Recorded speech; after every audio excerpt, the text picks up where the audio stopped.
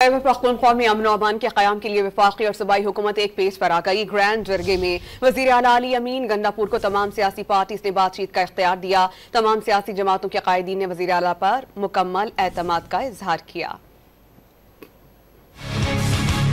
वज़ीर आला हाउस पेशावर में वज़ीर आला खैबर पख्तूनख्वा अली अमीन गंडापुर की मेज़बानी में ग्रैंड जिरगा हुआ, जिसमें वफाकी वज़ीर दाखिला मोहसिन नकवी और गवर्नर फैसल करीम कुंडी भी शरीक हुए। जिरगे में तमाम सियासी पार्टियों के सरबराहान और नुमाइंदगान ने शिरकत की।